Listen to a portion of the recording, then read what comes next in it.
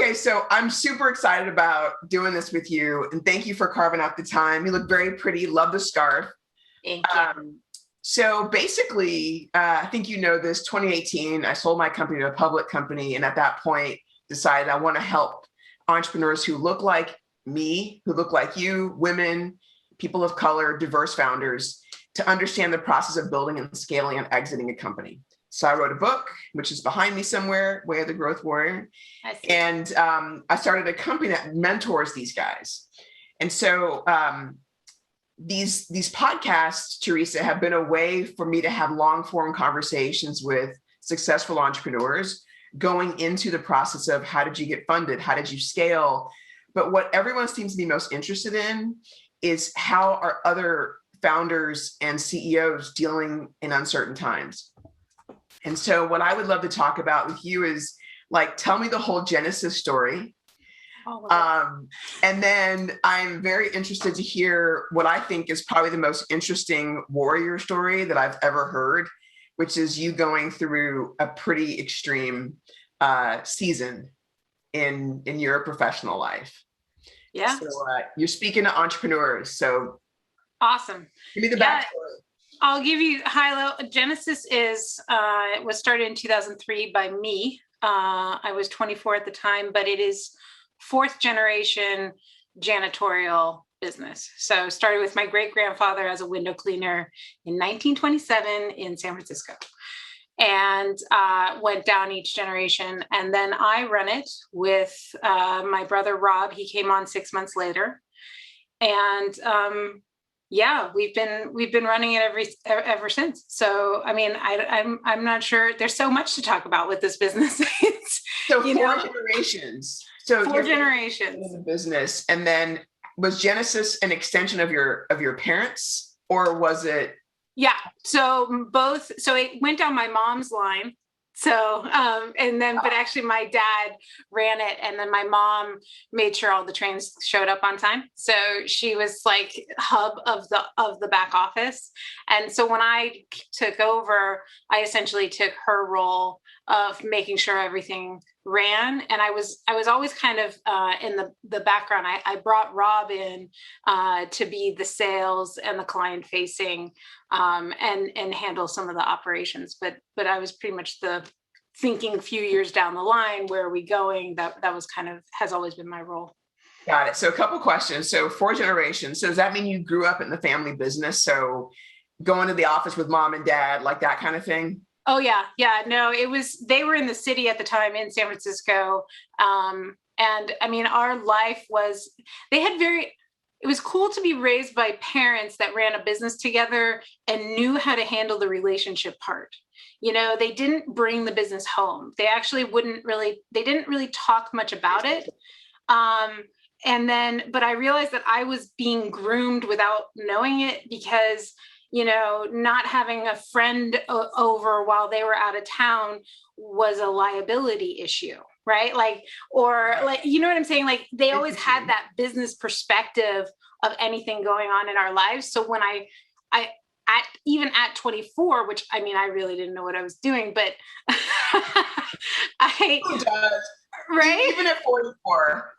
You're figuring it out. You're 24 years old and you've got this like 55-year-old man that knew you from high school you're now his boss, right? And so you got to learn to tread light and really listen. And I spent those years just trying to absorb as much as I could. But I didn't have this like burning entrepreneur spirit. It was my dad was sick. And the company wasn't doing well. And at the time I had just been an admin in the office, and this was a solution to get him out to cover debts that the family had.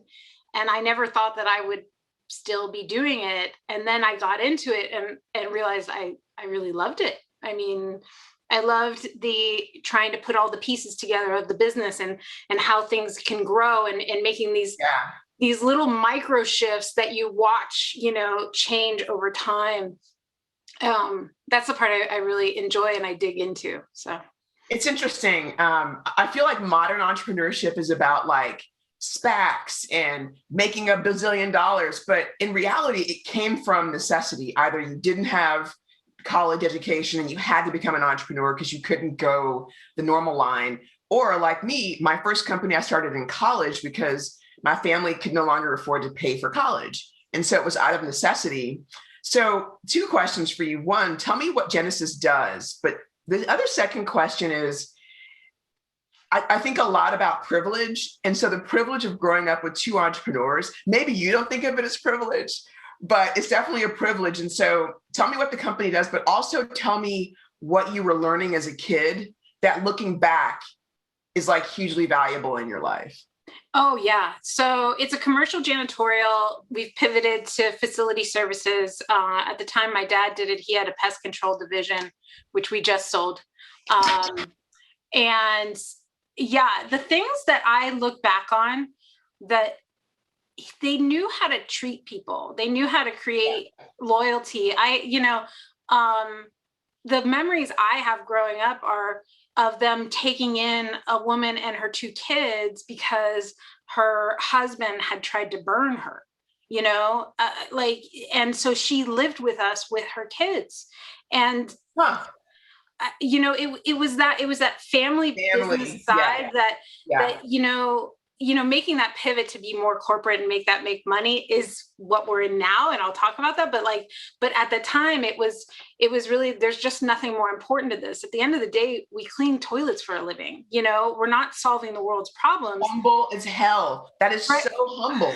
But what we can do is, people are our product, right? So I treat how we are with them, that's our opportunity, right? Like to treat people that maybe in this world don't get treated well, because you don't have to treat them well. Like I say that with my clients, how I find clients is, we're the vendor that you don't have to treat well.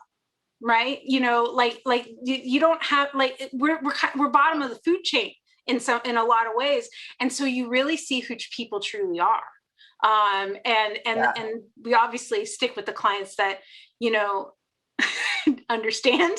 Yes. But you very quickly see the ones that because there's no reason to treat you like, no one's going to see it, you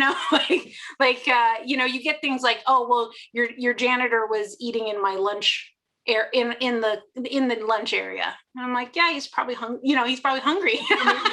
He's a human. He does. Isn't that the designated lunch? And stuff like that and whatever. I mean, we work with clients. It's not like that, but it's just, it's an interesting look at people being in this industry.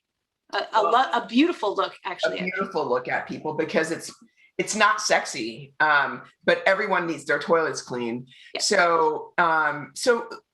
So young Teresa comes back from CU Boulder. You've been partying in the mountains, in the Flatirons, yep, in Colorado, and you come back, you're married. Yeah, we got married 3 months after. We were engaged for 3 years of college. And then we got married in August after we graduated. So you come back to the Bay Area from Colorado, and your parents are struggling with the business. What did you decide to do? Like, how conscious was that decision to start the company? And then how did you capitalize it when you started it? So, I was like an admin, right? So I was running their mobile car cleaning division, which was a fun division because the guys, most of the time I'd have to fire them for hotboxing the van, right? Like, I love people. My goodness. I was planning my wedding. Like, I wasn't doing much. Right. And then I watched things, and I'm watching my mom get more and more like this when I'm walking into her office, and I'm just seeing things shake. Their business partner, he had been having trouble.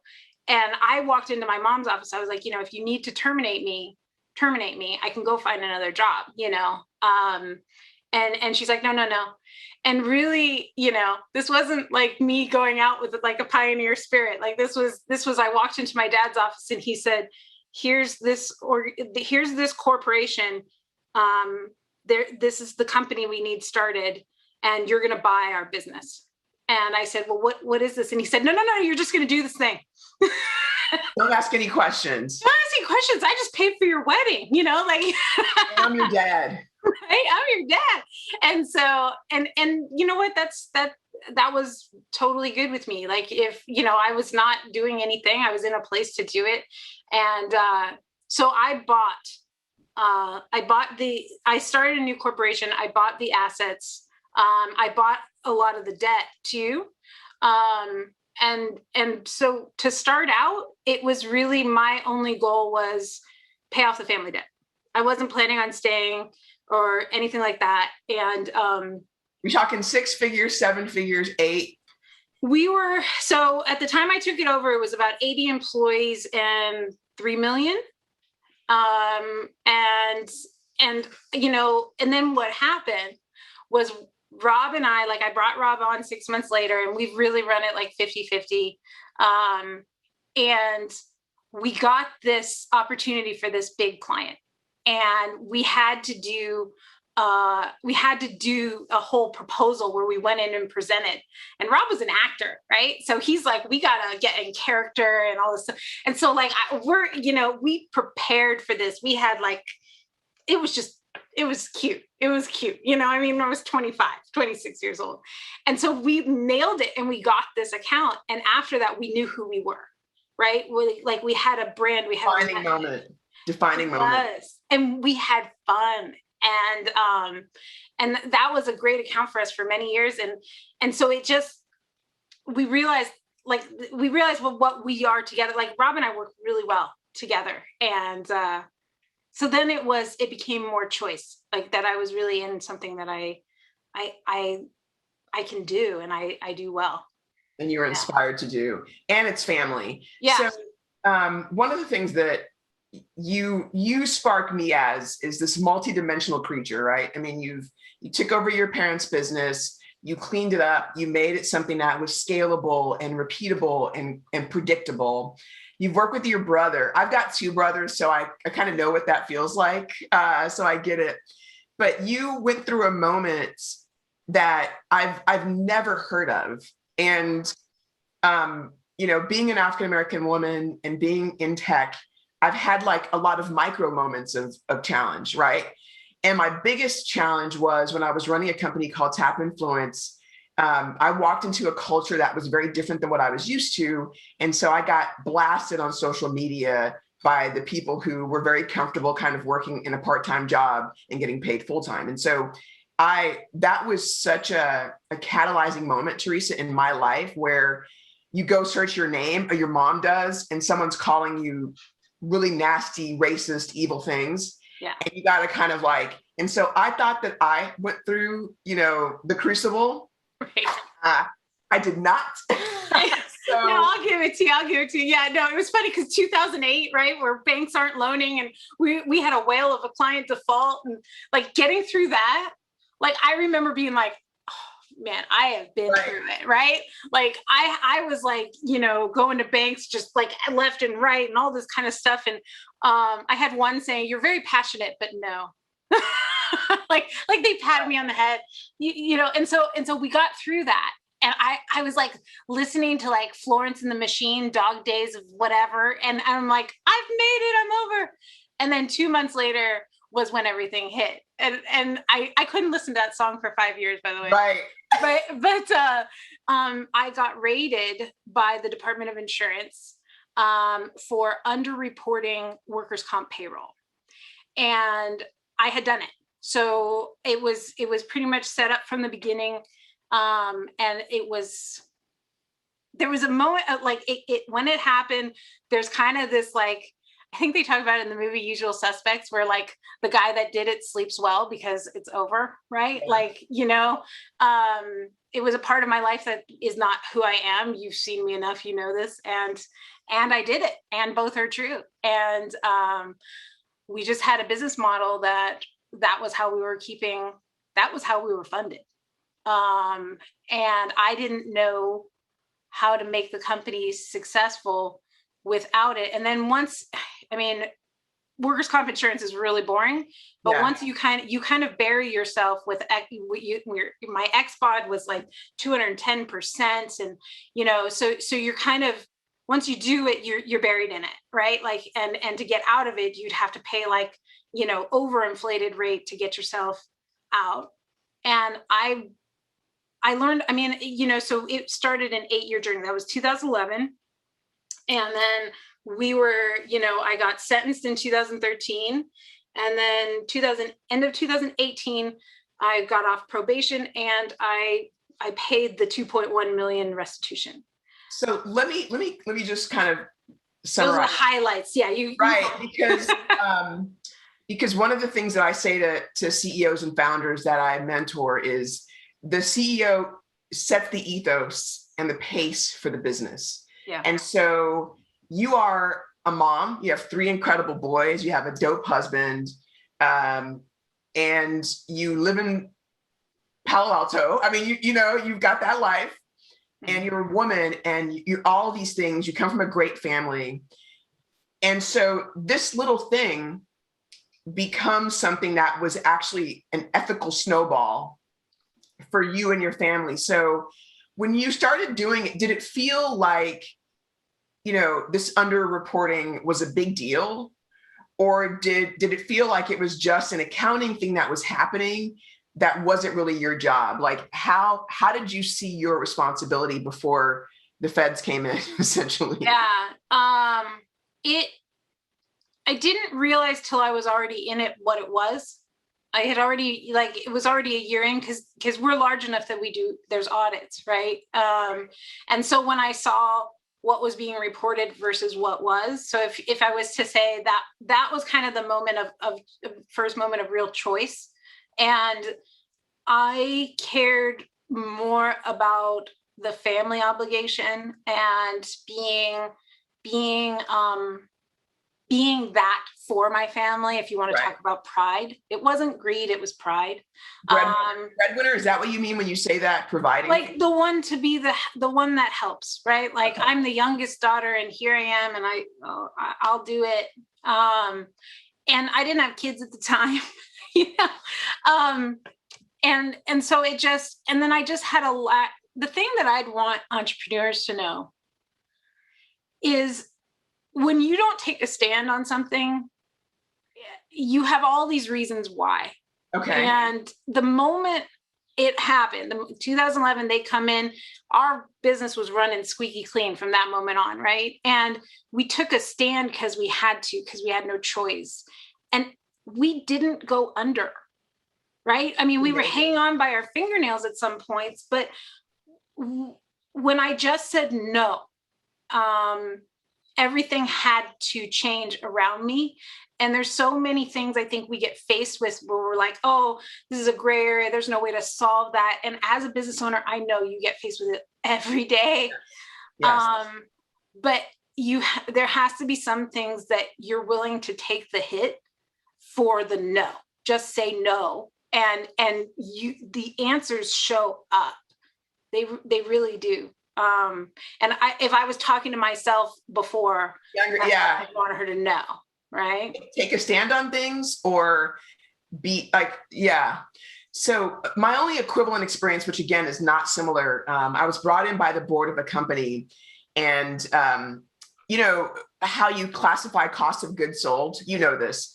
Everyone has their own way of doing it. It can be creative. And I remember looking at how it was done prior to me joining, and it was inaccurate. And then I went back and I looked at a bunch of the deals that had been closed, and I saw what was in the books and how things were recognized, and I saw it was in the contract, and there was a deep contrast.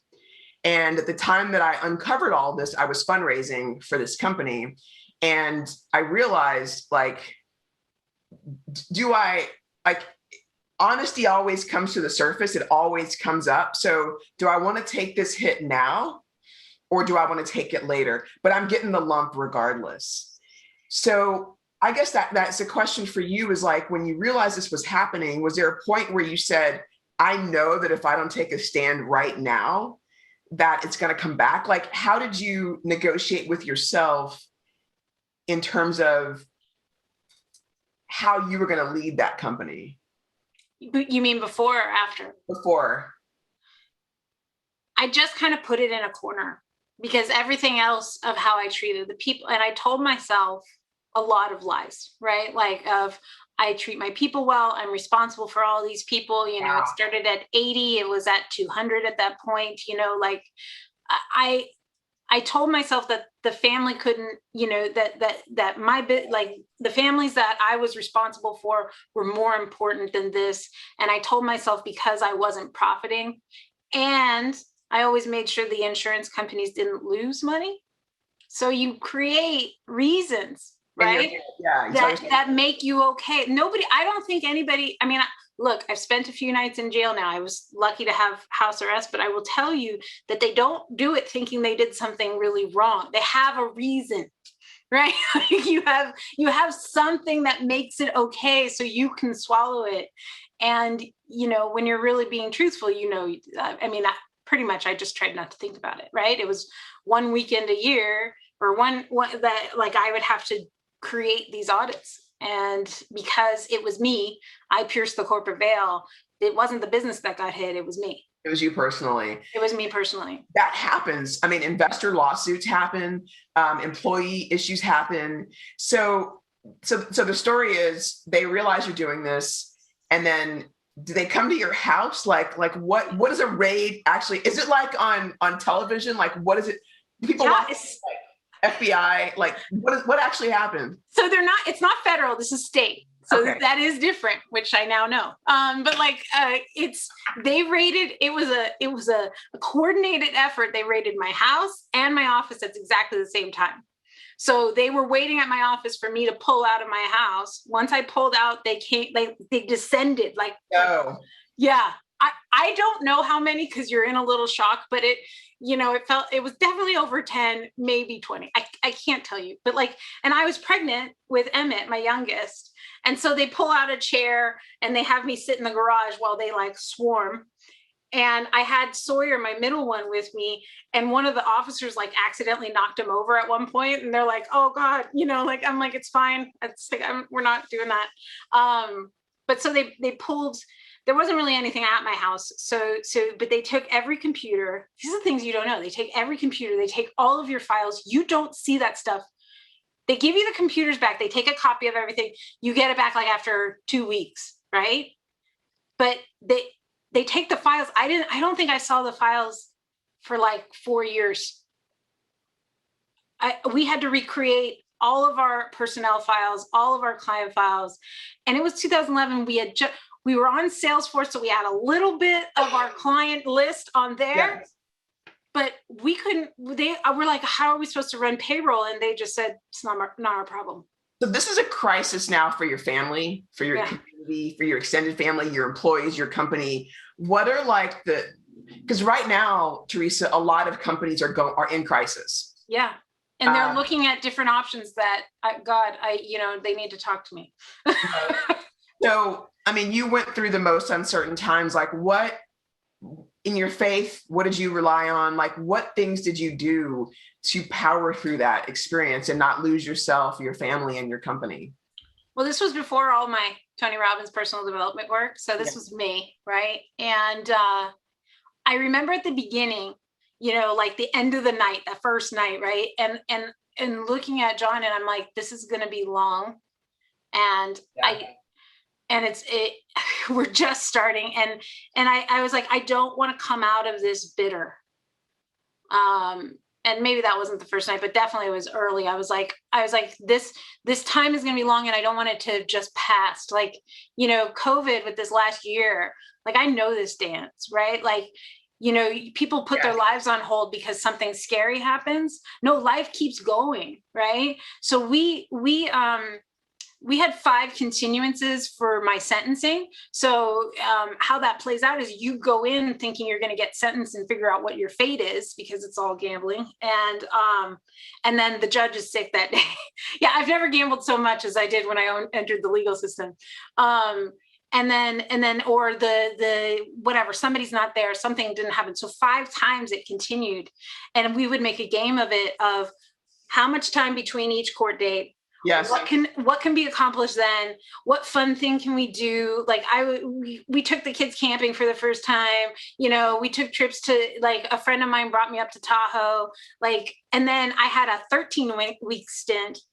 And I was like, we need to sell our house because John, I knew if I had to go to jail, John couldn't take care of the kids in that house. And so I was like, 13 weeks. All right, we're doing the kitchen remodel and the bathroom to prepare it to sell. Like, it was all builder grade stuff. It just looked pretty, right? Like, because we had a realtor say, your house is great, except for these two things. You do that, you'll get more. I was like, great. So we did that. And then, like, we did the 13-week turnaround, and then I got sentenced. And then I had 8 weeks to get us buy a new house, get us prepared and into a new house. So it was intense. It was intense. I mean, it's interesting. I think a lot about what's happening with COVID. And I've seen so many companies just crush it in this period. So one of the companies in my portfolio is a software as a service company. And I talked to the team and I'm like, what are we going to do? You know, this is in April of last year. And they said, we're going to offer lifetime subscriptions. We're going to move away from this monthly crap. We're going to move towards, because our customers don't have money. And so it drove like a 70% growth month over month for like a quarter. And then that obviously, you know, didn't stay as aggressive, but like the customers loved it. It felt good in the market. So that's kind of the opportunistic side. Yeah. But the self-management, the how you power through it, like, tell me what you did. Like, did you, what'd you tell your team when this crisis happened? Did you pull in all hands? What'd you do about your economics? Oh, well, the office was empty. There were no computers or files. So everyone knew something happens. Right? Like they were standing outside watching trucks go out, like little hand trucks of all of our stuff. Did they quit? No, nobody quit. That's what I'm telling you is the things that I learned from my family was how to create an office environment that people just want to be in. And they know that when I sit and spend time with them, when Rob sits and spends time with them, it's not just to make them more productive. It's, I really give a shit. Like I really care. The people I've had to fire, either I've had a person hug me after I fired them. I've had them come back and apologize to me after I fired them because they knew that I was, you know, my issue was I probably stayed with them too long. I was too loyal, you know?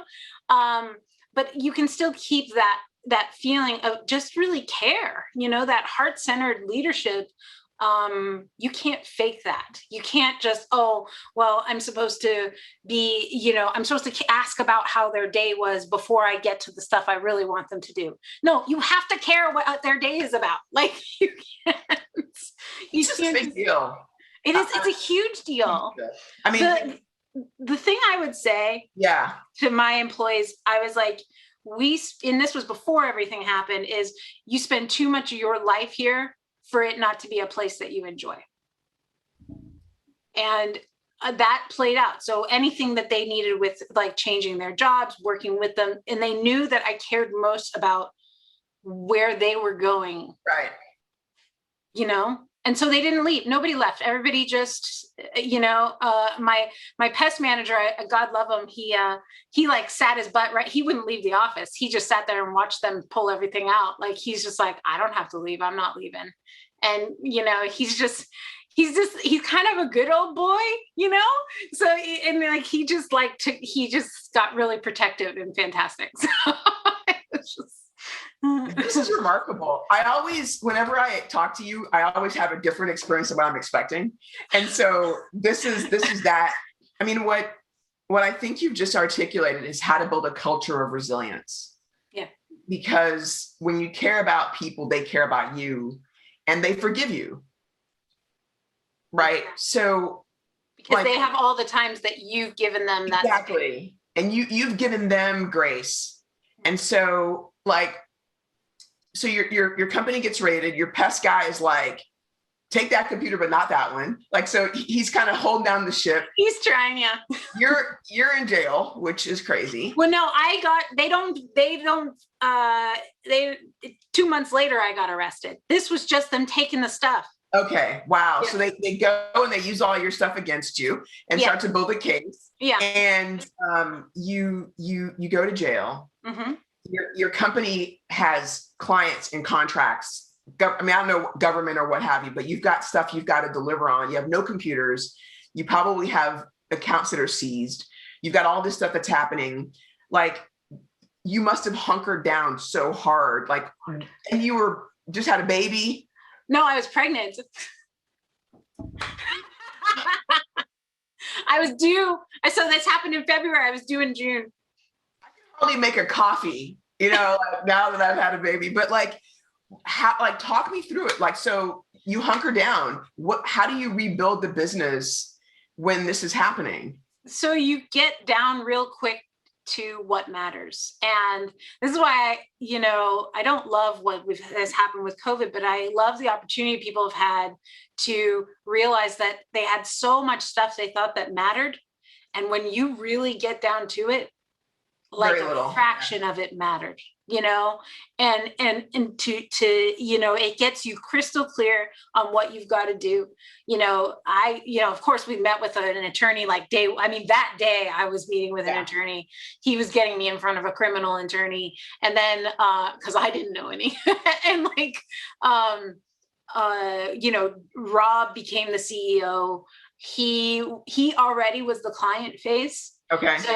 So there wasn't, and then the people that knew me, they knew me, we keep our clients for decades, not, it's like, I have a client that passed from one generation to the next. Like we dealt with his father and now it's us, and we lost one client and we were going to cancel her anyway, because she was a pain, but that was it. In my book, I talk about this concept of anti-fragile relationships. Have you read that book by Nassim Nicholas Taleb? So he's an economist. He wrote Black Swan. And the whole concept around economic physics and chemical systems, so biology, is that things get stronger the more stress you put them through. Yeah. Marriages, bodies, muscles, relationships, companies. So did you feel like, as a result of this happening, on some level, your company was better? Oh God, yeah. I mean, it just cleaned house, right? And then the things that just didn't need to be there, caught fire, right? Like it just caught fire. I know, right? Like they just burned off like excess, whatever. And like it did, and it went on so long that it went on so long that there were things that were created. We couldn't focus just on growing the business. 8 years is a long time to be, and Rob stepped up. I was doing the best I could, it. And then when I had the baby, we thought, oh, well, maybe why don't you just actually take maternity leave? Because this is my third kid. We didn't understand the concept of maternity leave for me. And I had a few months at home with Emmett, which was beautiful. And I was still working, but it just kept going. So there was a lot of ugly things that were created in that amount of time, because as much as we were trying to keep it positive and whatnot, we were always waiting with this big restitution hanging over us of how does this get fixed. And then so I wasn't able to see some things that were starting to decay. And when I went to Business Mastery in 2017, we were on life support. So and then I did the fires that I needed to do. And that's when I started shifting on how I hired, of hiring people that were way smarter than me and listening to them and having them stand for my business in front of me and be, that's when you have someone that cares enough about what they're providing for you and your business that they will stand up to you, you have the right person. right? And that was the shift of, I had previously hired people that fit a great family structure, but weren't really bringing more to excel the business and move us. And was that just a natural professionalization of the business on some level? Yeah, because I feel like you've pointed out two really big things. So one is anti-fragile relationships start with actually caring about people, your clients and customers, but also your team. And then just letting them know, hey, I was wrong. So being honest and kind of owning what's yours.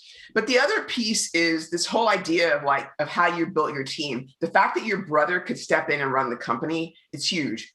So a lot of the founders I work with will have like themselves and like a couple of people who are off on the periphery, but not a really strong founding team.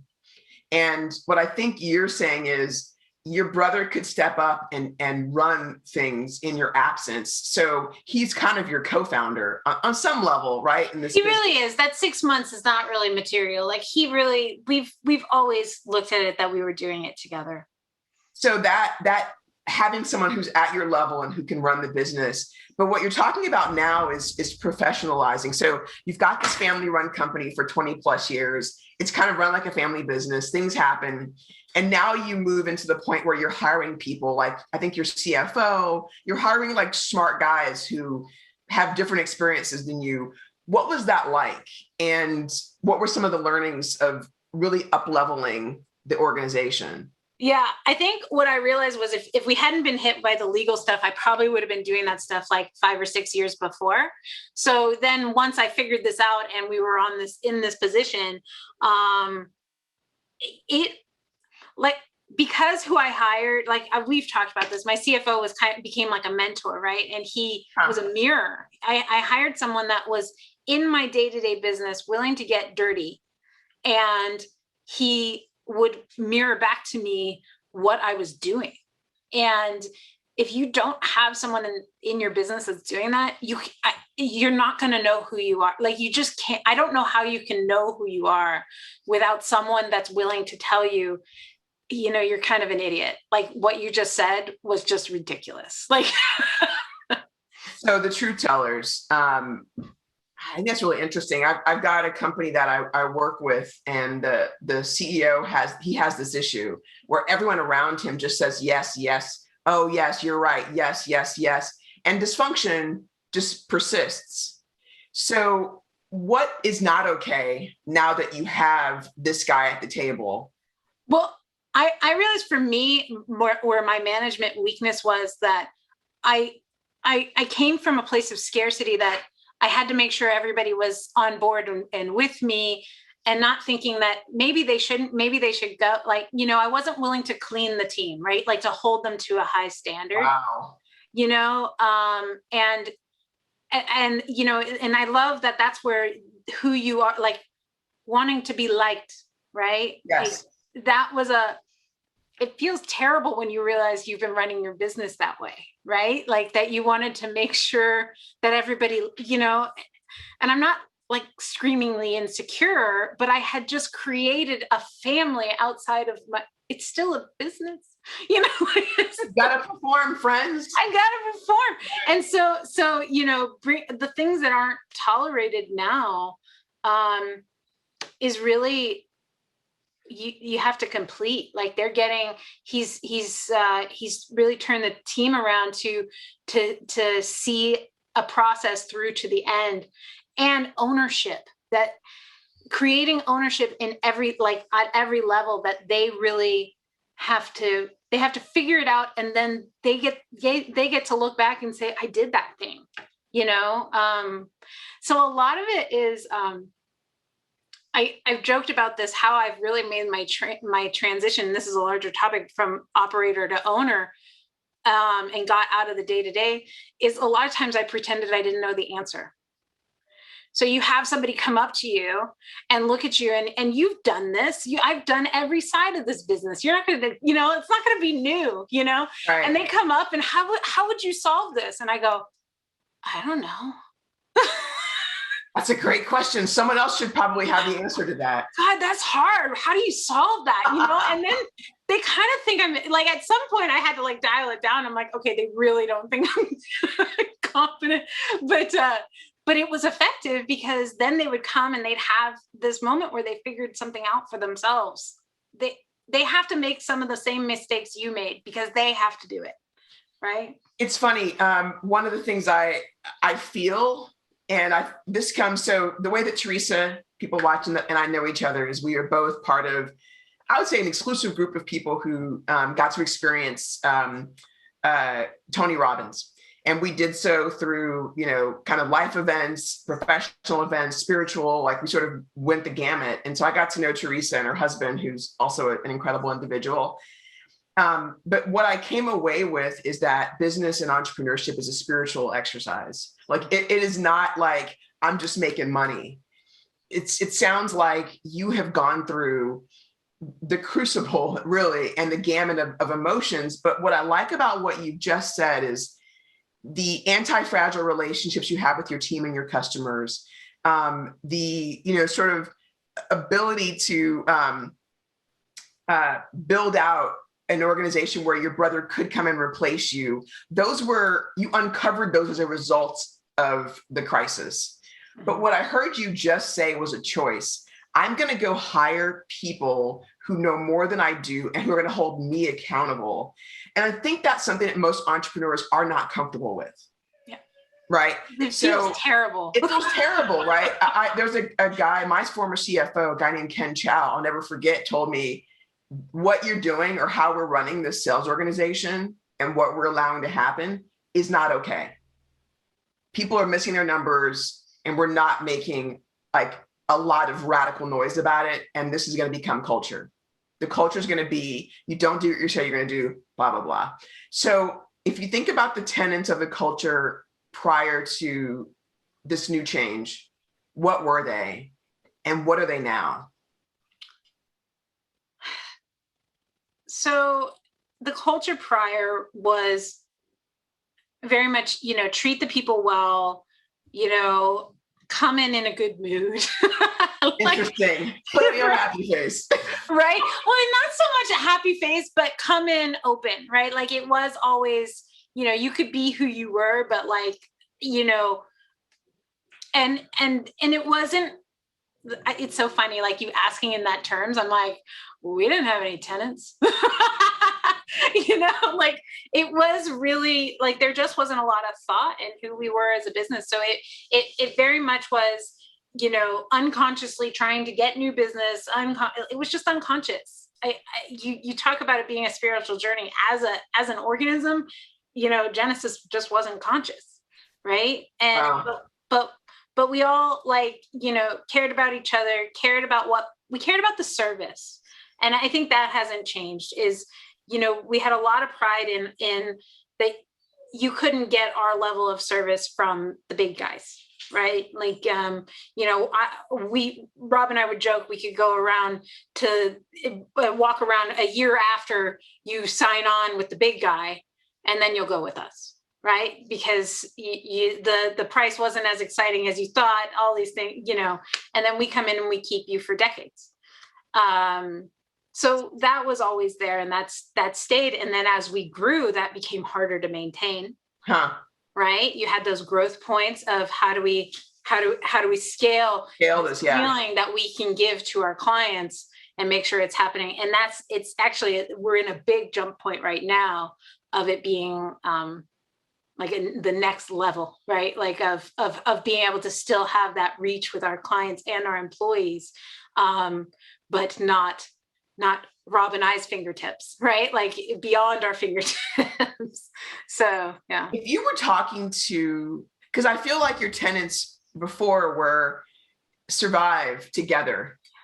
And then now it's almost like you said the word complete twice. You talked about ownership and accountability. So it's moving more towards, not accidentally hitting the mark, but like intentionally hitting the mark. So from surviving to intentionality, right? And like awareness is the bridge.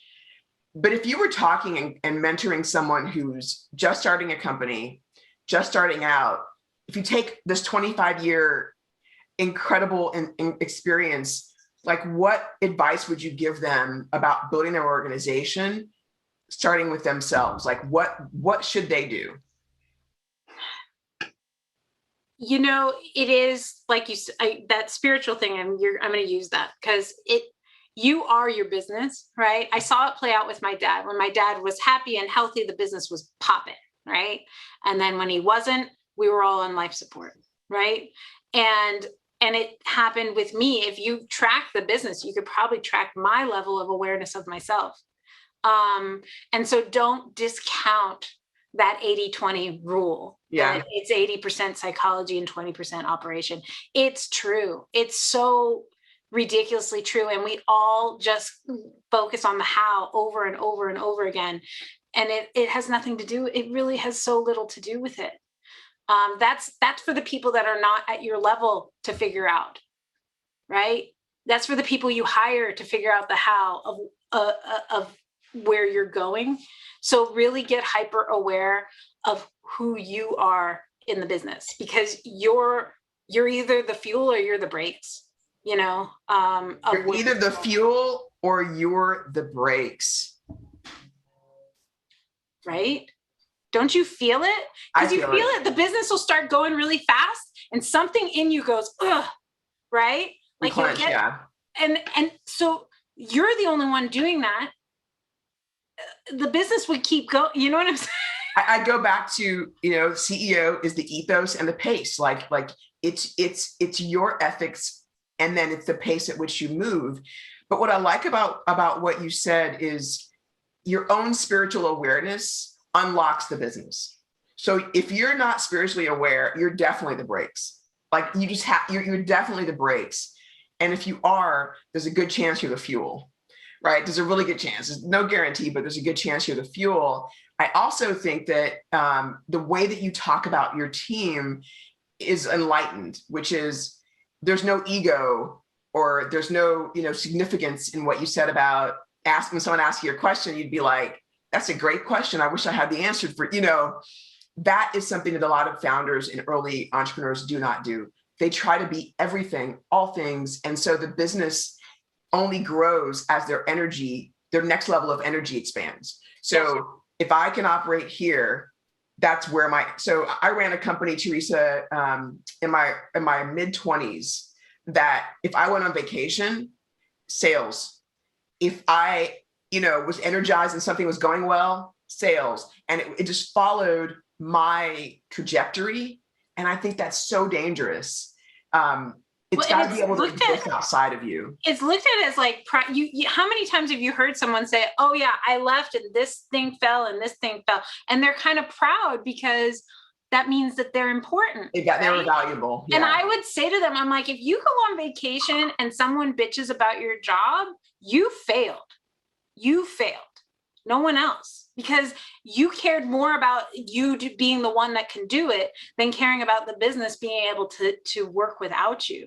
I mean, when I started taking vacations, we got better because I had to work to make sure everyone knew my job. I would work for months. I took a 3-week vacation to like on the Panama. It was like on a cruise ship. I mean, I was out to sea. Like you could not get me, right? And this was like 2008 or 7. And we got better as a business because I had to do that, And so for business owners, they walk around they have that swagger of what they're bringing in. And the minute you put your ego down, you can really grow because you want your team to do better than you. You want them to have the wins. Mm-hmm. So let me summarize, because again, I thought we were going to talk about just that one event, but of course you're always full of surprises and we don't do any of the things that I think we're going to do. But so Anti-Fragile, which is a whole chapter in my book, but you talk about it as a result of what you went through. You saw the investment in your team and in your clients in the fact that they stuck around during the hard time. Second, this whole idea of a spiritual practice, Teresa, I believe that because in business, how we show up in our lives, like there's no difference between how my life runs and my business runs. And if I'm not aware or awakened in either, it's kind of screwed. Tula crying outside. So talking about team. So the fact that your brother could step in, Teresa, no one has that. people are not building companies with someone who has equivalent or better skills so that they can let go of the reins if something happens. And it's the number one reason why investors don't write checks. If someone comes to me with a great idea in a big market and they're like, it's just me and some junior developers. No, because I've been divorced while running a company. I've had a sick parent while running a company. I mean, like, stuff happens. And if everything crumbles because of you, it's ego. And it's ego. And no one should invest in that. No one should invest in that. Okay, so what final things do you have to say? So you've got, several hundred, a couple thousand people listening to this, watching this. What else is top of mind that we did not cover that we should have, or we could have? I don't know. I mean, I think to me, if I'm looking at an entrepreneur, really know why you're doing it. Know your why. No, and I know everybody talks about that and the Simon Sinek and everything, but I think we create these really big dreams, and you've got to know the small reason. The little, like the little reason of when I started to, what's really shifted for me is the why of what I get up in the morning. I can achieve anywhere. I can achieve, for me, I want to serve, we've talked about this specifically. I want to serve women and help them be heal the world. I can do that in this conversation with you. I can do that in the larger programs that I'm working on with felons. I can do that in a very tiny way. And I can do it by serving myself, right? So find the why that you can look at and say, I achieve this just right now. I'm in it now. I'm experiencing as if it already happened. And then you won't hit that wall where that these young companies do, where they've used fear or whatever to propel them. Wow. You're powered by something way bigger. You're pulled. And it's smaller than you think. Like the why is small. It's the little kid you. It's not Teresa. It's Terry.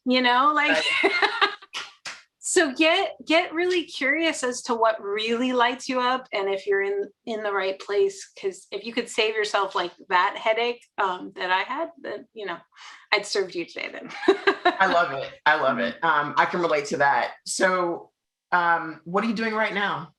What's your role? What are you working on? Where's the company? So because I'm not in the operations, I transitioned out. You transitioned out fully. October of 19, I stepped out, and then COVID happened, and I resisted the urge to walk back in and save it. I let it be, and they did amazing, and I'm so proud of them. So with that, I've really moved into. I don't think that I was introduced to felons and prison system for no reason. Me being me, that I had resources and a life that I knew I could continue. I could close this chapter. I got a front row seat to people that need help, and not help. They need someone to give them the tools that I have. Some of them that I have. So I've become a teacher in feminine movement.